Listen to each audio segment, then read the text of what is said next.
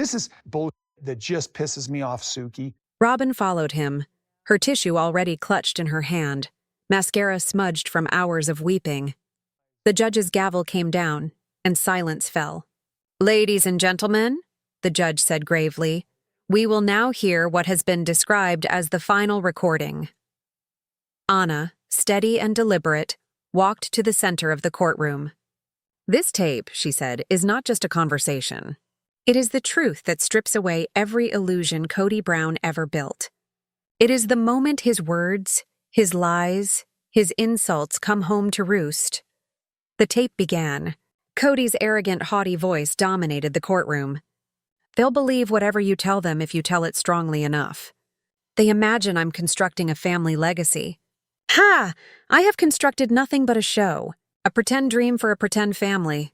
And when it all goes up in flames, I'll remain standing." The words cut like knives. Gasps resounded in the gallery. Christine's eyes welled, but she did not blink. Janelle's lips were pressed tight, her fury barely under control. Then came the most frightening part. "They're pigs!" Kody spat on the tape. Pigs and witches. Always trying to control me, when they should have known I was the only one in control. The quiet that followed was oppressive. The jury shifted awkwardly, pens stilled. The gallery gasped, appalled. Even Robyn's weeping ceased, her face like chalk. Anna's voice sliced through the tension. "This is what Kody Brown is all about. Not the family man he trotted out on TV. Not the victim he's playing here in this courtroom. This is a man who used love as a weapon, who ridiculed his wives, who drained their trust, and insulted them as pigs while doing so." Christine stood, her tone gentle but firm. "For years I remained silent. I believed maybe if I was kind and patient enough, he'd finally notice me. But silence didn't keep me safe. It almost killed me. And now the silence is broken." Janelle trailed behind, her words as hard as iron. "We did believe in his vision, but his vision was always about authority. He craved compliance, not affection. Devotion, not equality. Today, the world learns the truth. And it's his words, not ours, that are the condemnation." The gallery burst into gasps and wails. Some applauded, others sobbed. The judge rapped the gavel again, calling for order, but the passion could not be quelled. Kody pounded his fist on the table. "You don't get it! They did nothing without me. Nothing." His voice broke, the anger melting into desperation. The courtroom witnessed it, the collapse of a man who could no longer hide his own downfall. The judge leaned forward, his words weighed with finality. "Mr. Brown, this court will no longer permit outbursts. The verdict is near. The evidence is plain, the testimony overwhelming. Your words have been your undoing." The gavel crashed once more. Court was adjourned for deliberation. As Christine and Janelle exited, the audience poured around them. They didn't say anything. They didn't have to. Their silence, which had once been their strongest tool, was now heavy with triumph. Kody was left behind, hunched in his seat, gazing blankly at the ground. Robyn reached out for him, but he remained motionless. For the first time ever, he seemed so alone. And yet, one more whispered rumor. A secret growing like a wildfire through the corridors. Another witness in waiting, someone no one had anticipated. And tomorrow that witness would testify. The courtroom hummed with expectation. If the tapes destroyed Kody's reputation, what would this last witness have? Who remained to give testimony, and what was still unknown? The answer would turn everything on its head. The courtroom was filled more tightly than ever before. News teams crowded the front steps, their cameras flashing as if the history of the world was being written within. Inside, Christine and Janelle sat shoulder to shoulder, calm and quiet. They resembled women who walked through flames and came out stronger on the other side. Their eyes told the story. This wasn't about legal wars. It was about freedom, dignity, and the truth finally exposed. At the defense table, Kody fidgeted. His pale face was no longer pale with rage, but with fear. All his self-control was disintegrating. Robyn grasped his arm, sobs crossing her face, but he pushed her away. He was coming apart at the seams. Then the time came. The judge cleared his throat. The court will now hear from the last witness. A door creaked open at the rear of the court. Footsteps echoed like thunder. All heads turned. Gasps spread through the gallery. It wasn't another attorney. It wasn't another tape. It wasn't even one of the other wives. It was one of Kody's kids. The young woman strolled up to the stand, her chin high, her eyes brimming with pain and courage.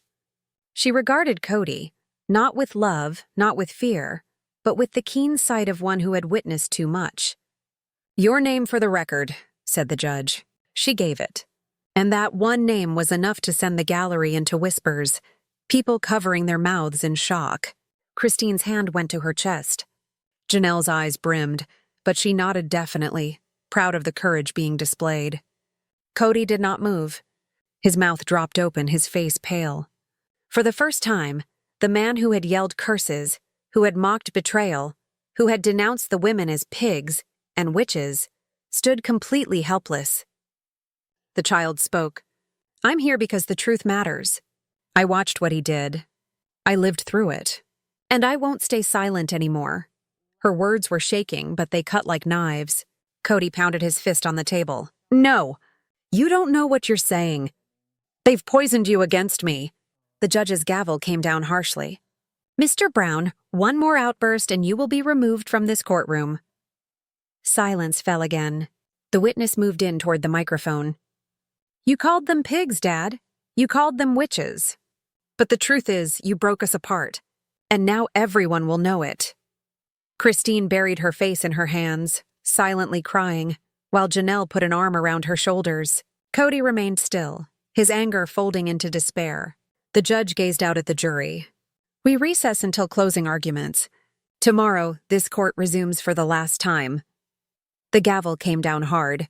The room burst into a cacophony of chatter, cameras snapping, reporters rushing out to get the word out. But within, the gravity of what had occurred still clung in the air. Christine and Janelle stood up gradually. They did not have to say a word. The child's words had spoken louder than anything they could ever say. And when they stepped out, the gallery's whispers became louder. What would the jury decide? Would this final testimony seal Kody's fate forever?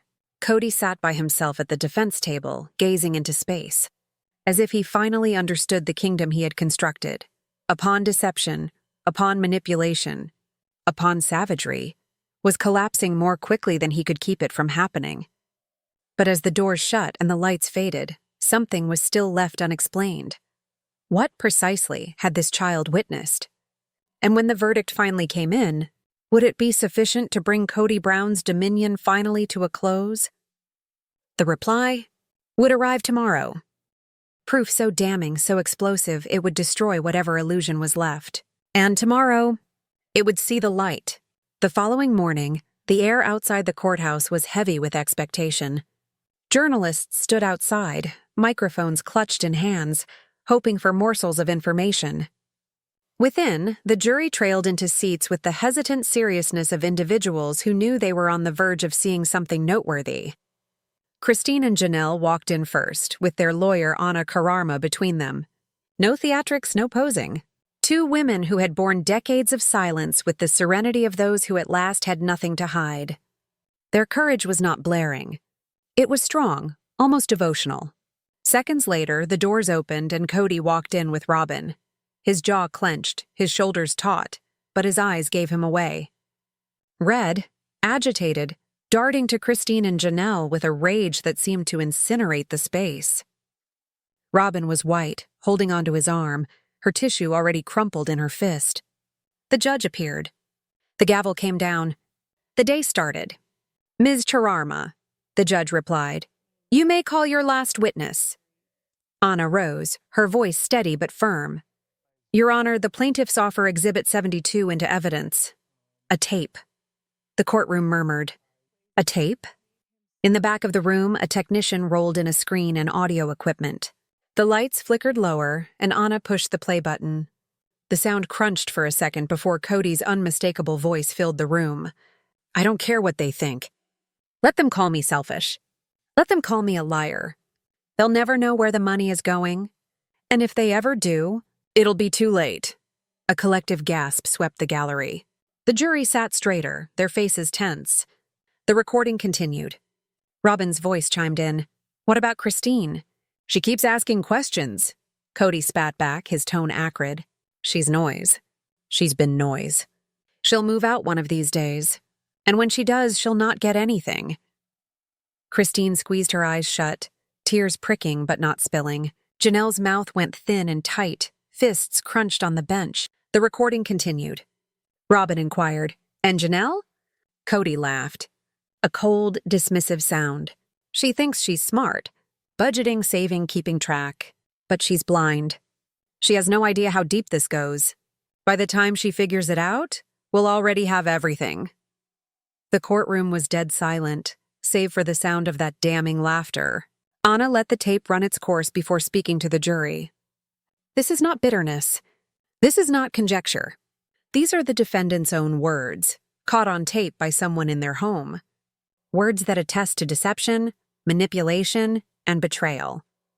Kody jumped to his feet. That's illegal. You can't do that.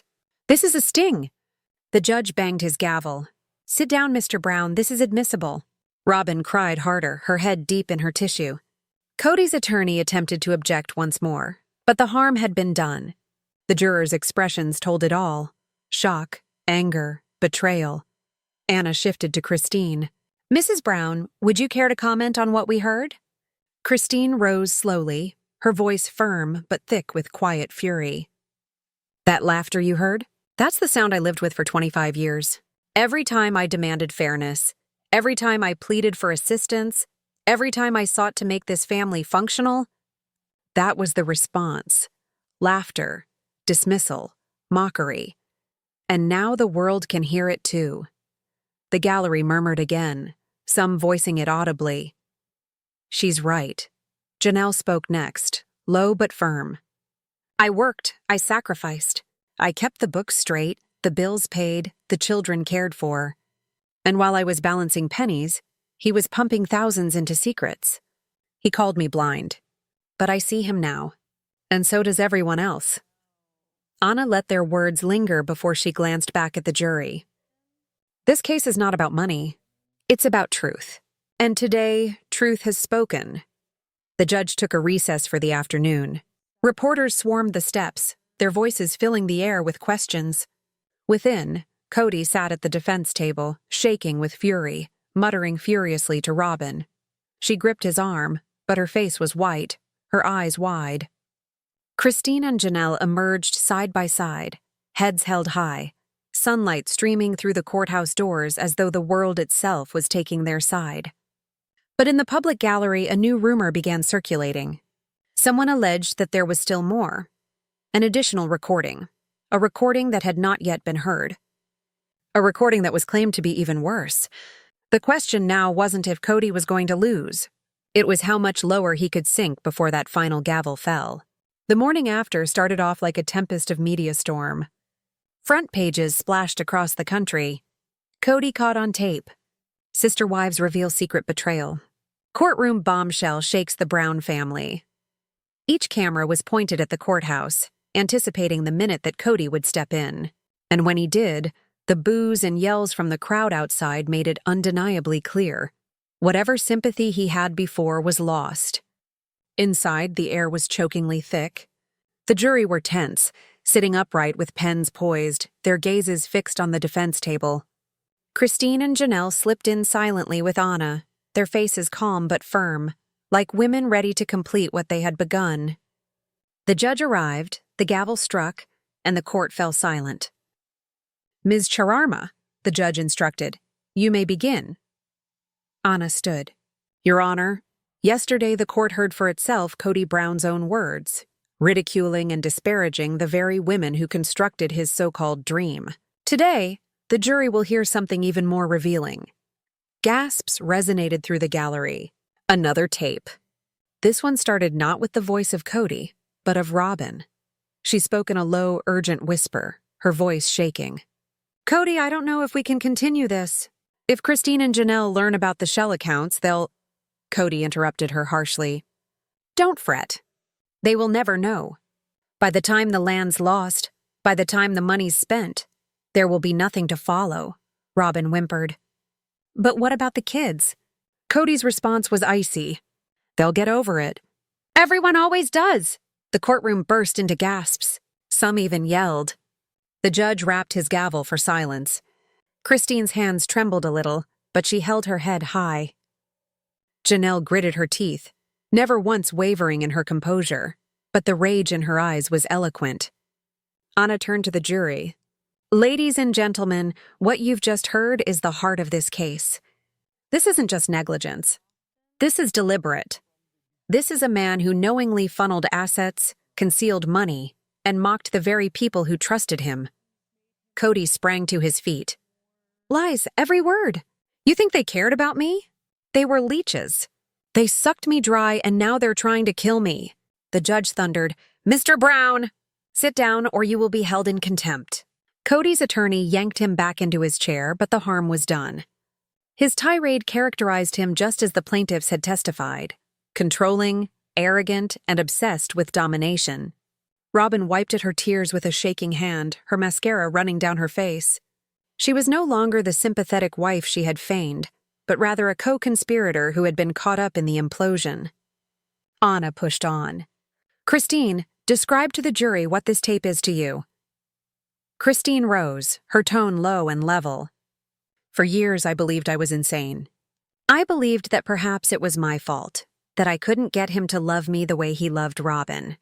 But this reveals the truth. I wasn't insane. I was betrayed. The jury shifted forward, their faces visibly shaken. Janelle spoke next, her words measured and crisp. This isn't about being bitter. This is about survival. About understanding the man we trusted with our family was risking everything we earned on dice. And when we questioned him, we were silenced. We were ridiculed. We were called pigs, witches, troublemakers. But today, the world gets the truth. The courtroom was charged. There were some in the gallery mopping away tears. Others were shaking their heads in shock. Kody sat stone-faced, his face contorted in anger. His business was falling apart before their eyes, and all could see it. As the court recessed for the day, the murmurs began to grow. What else was there that was being kept hidden? What other recordings were there? And more to the point, who made them? Christine and Janelle stepped out into the golden light of the courthouse steps, their heads held high, their silence more potent than any insult Kody had ever uttered to them. And yet that whisper still hung in the air. There was one last tape, one last piece of evidence that had not yet been heard. It was rumored to be the one that would seal Kody's fate for all time. The following day, the courthouse was more weighted than ever. The gallery wall was filled to capacity with people, whispers bouncing off the wooden partitions like thunder. Journalists shoved to catch a glimpse of Christine and Janelle, who stepped in side by side, serene but fierce. Kody came last. His face flushed, his shoulders stooped, his gait uneven. He looked less the patriarch who had once strutted with pride, and more like a man hanging by a thread on the edge of his own secrets.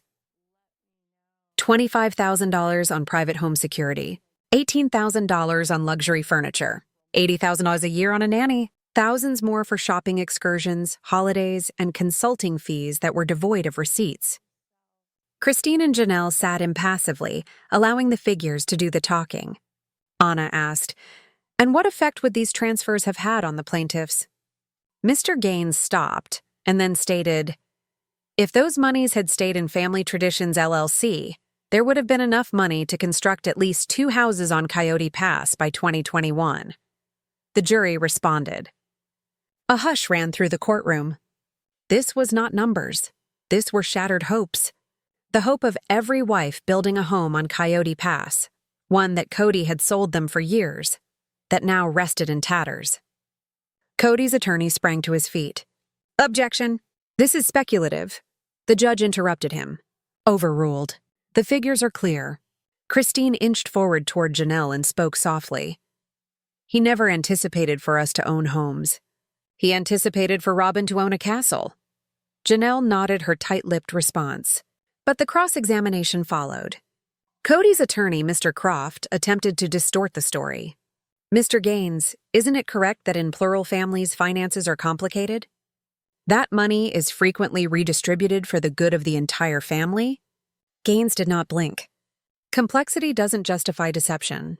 These transfers were not recorded, not authorized, and not disclosed to the plaintiffs.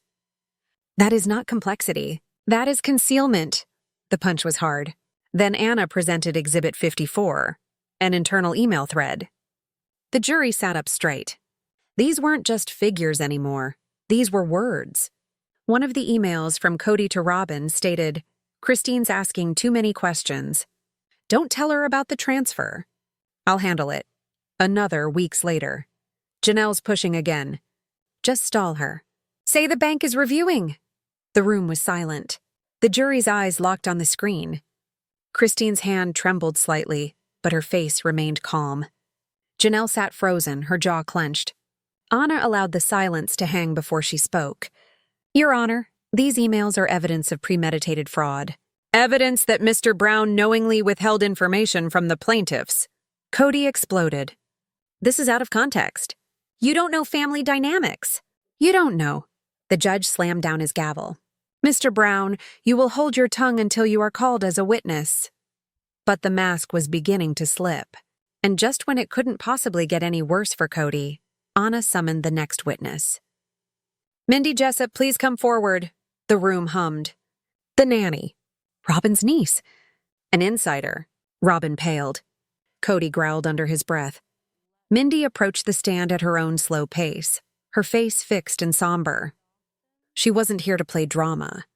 She was here for reality. Anna started softly. "Miss Jessup, can you indicate to us what your position was in the Brown family?" "I served as the nanny to Kody and Robyn's kids from 2019 to 2022. I also assisted in the management of the household and was in the house nearly every day." "And who paid your wages?" "Kenner Holdings," Anna nodded.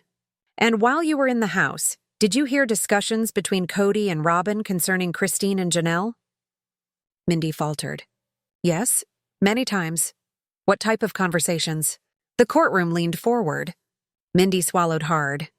"They referred to Christine and Janelle as obstacles. They referred to the other wives as just noise.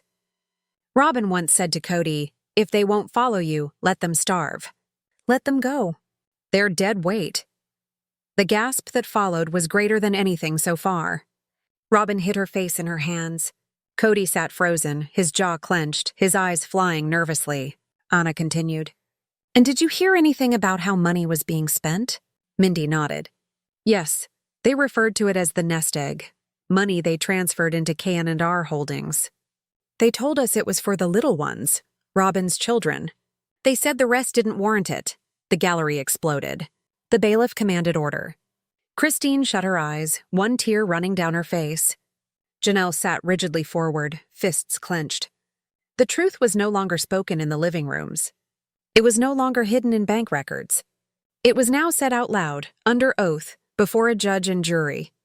And with the judge's call for a brief recess, everyone in that courtroom knew the storm had only just started. When recess concluded, the jury returned to their seats, gazes set intently upon the witness stand. The gallery hummed with whispers until the bailiff shouted, "Order!" and the judge returned to his bench. The air was thick with tension. Everyone knew what was imminent. The defense would attempt to rip Mindy Jessup apart.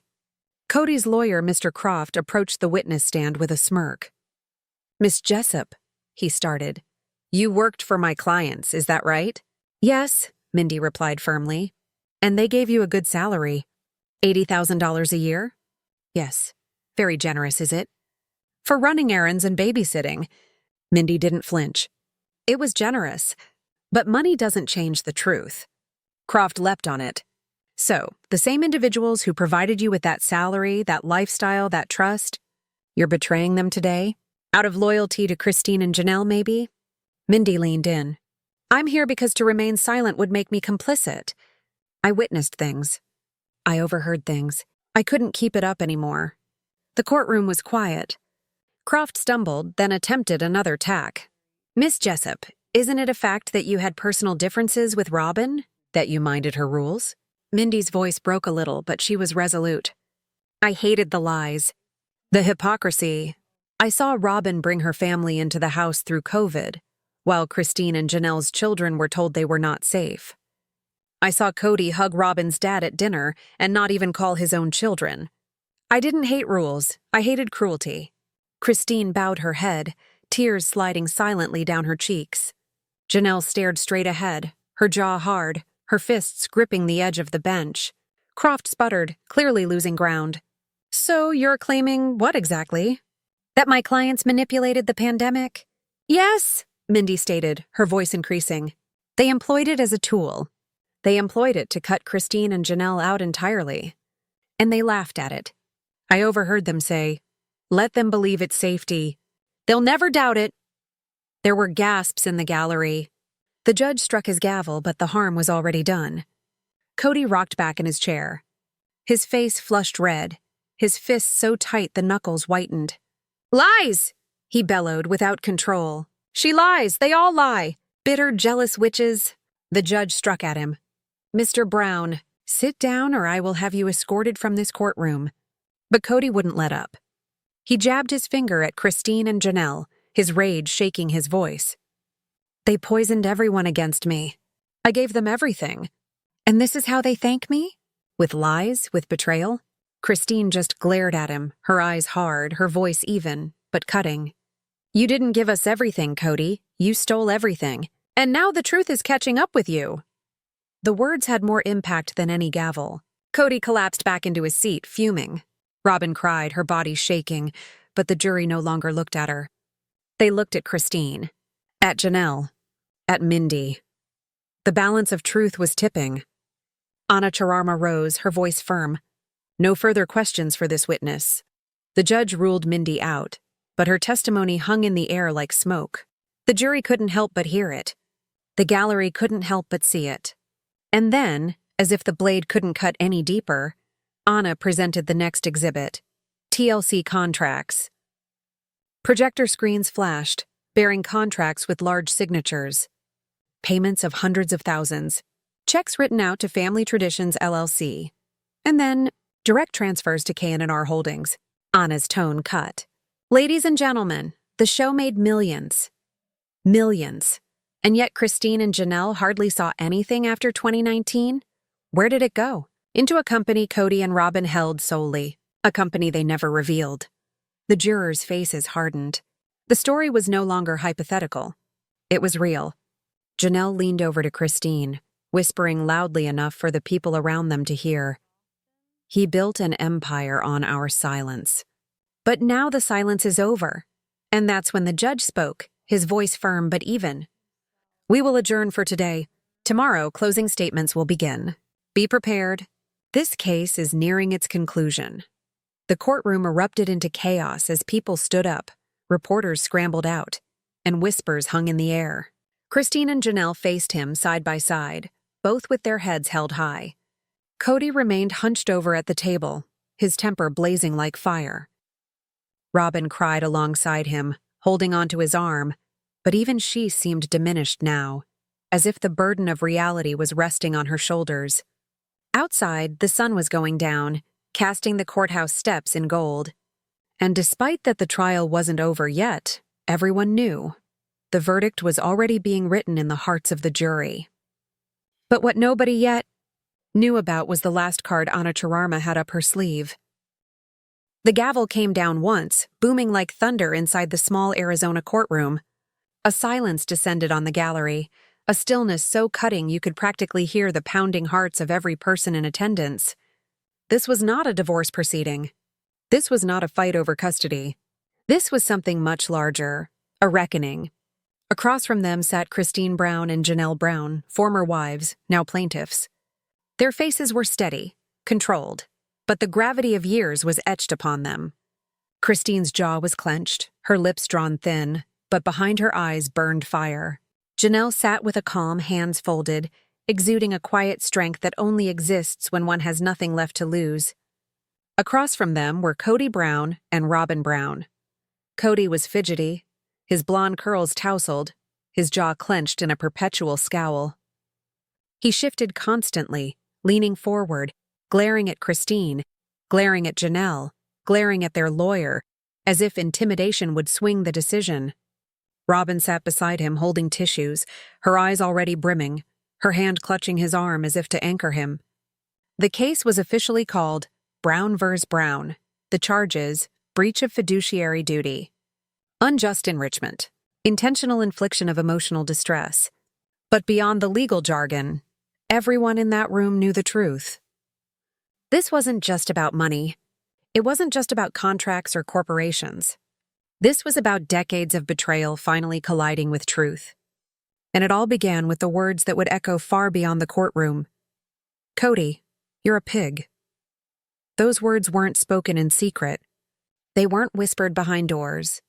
They were shouted out and clear by Christine in the middle of a conversation that even experienced lawyers would later say changed the entire vibe of the trial.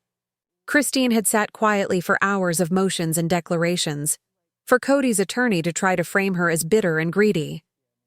But when Kody got on the stand and sneered at her, saying she had abandoned her family for selfish reasons, Christine finally spoke out.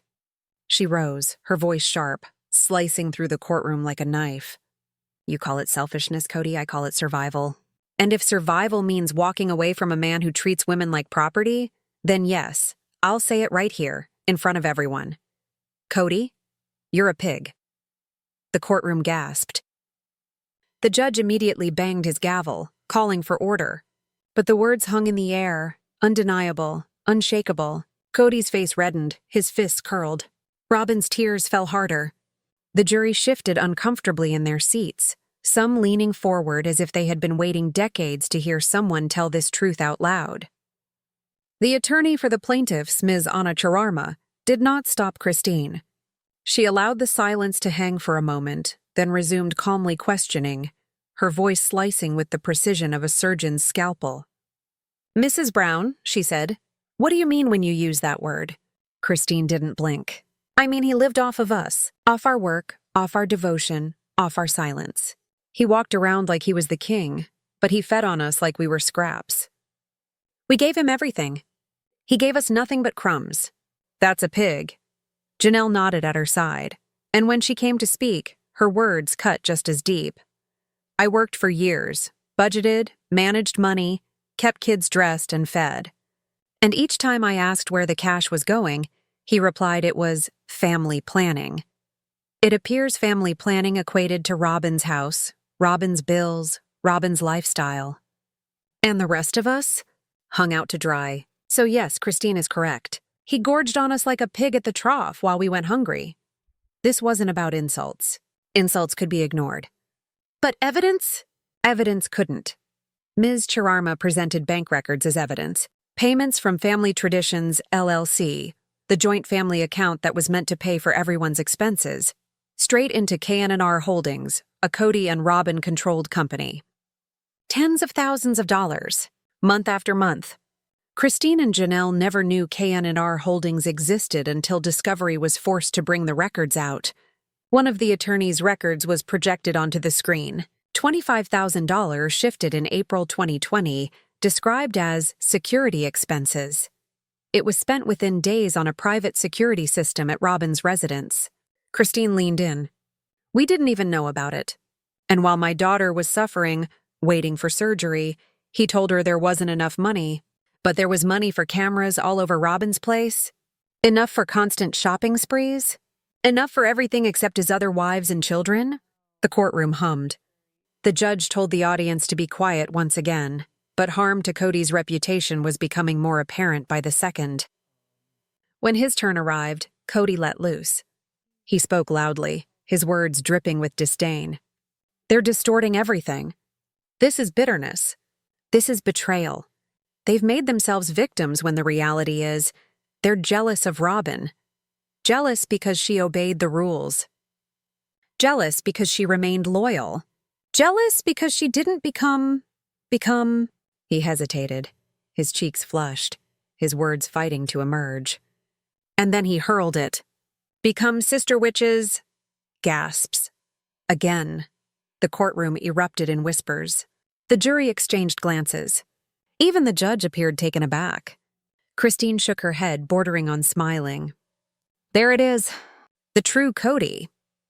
Anyone who does not worship him becomes the enemy. A witch, a traitor, a villain. Janelle added softly, "If being able to stand up for ourselves makes us witches, then perhaps it's time that the witches reduced his lies to ashes." That was the moment. That was when the trial ceased to be a matter of contracts and corporations and became something much more primal. A war of stories, of reputations, of unvarnished human fact. Inside, it was no laughing matter. Because while Christine and Janelle's testimony sliced like blades, the proof was even keener. Emails, transfers, TLC contracts signed by Kody and Robyn in solitude. Each piece of evidence stacked higher and higher until it formed a mountain impossible to climb over. And yet Kody kept yelling, kept denying, kept snarling witches under his breath, as though repeating it might make it true. As the judge finally called recess, the atmosphere was electric. Christine's words still echoed, "Kody, you're a pig." Kody remained behind, slamming his hand on the table, angry, his face beat red with rage. Robyn wept quietly, her tissues torn into bits in her hands. But it had turned. The women had finally been heard, and the world was listening. And tomorrow, the big firestorm, the witnesses, the experts on money, the insiders, would testify. The pig had been exposed. The witches had reclaimed the power. And the trial was only just beginning. The courtroom was changed the following morning. The atmosphere was no longer strained anticipation. It was electric tension. There were reporters waiting on the steps, ready for a status report. Inside, the gallery seats were filled to capacity. Even the bailiff seemed more awake, as if realizing history was taking place before him. Christine and Janelle walked in side by side. No entourage, no theatrics. Two women with their heads held high, walking together. Anna Chararma, their lawyer, had a pile of folders tucked under her arm. She was confident, crisp, like she was about to surgically cut through the lie. Kody and Robyn followed shortly after. He appeared tired, with red-rimmed eyes from not sleeping. She held on to him, mascara already smeared, as if she'd been crying when she even came in. Kody's face was sheer anger. He looked at Christine and Janelle, muttering under his breath. Christine met his gaze, and rather than backing away, she smiled. A small, almost delighted smile. The smile of a woman who had already won the moral fight, even if the legal one was yet to come. When the judge arrived and called the case back to order, the first witness was called, a forensic accountant by the name of Robert Gaines. He was subdued, systematic, and deadly. "Mr. Gaines," Anna started, "can you say what you found when you audited Family Traditions LLC and related accounts?" "Indeed," he continued, putting on his glasses. "In a span of 3 years, I followed 300,000 plus transfers from Family Traditions LLC to an organization called K&R Holdings. Mr. Kody Brown and Mrs. Robyn Brown collectively own this company. The plaintiffs, Christine and Janelle Brown, were not consulted nor made aware of the transfers." He took the jury through the figures, line by line, month by month. Each transfer illuminated, each unexplained expenditure unveiled.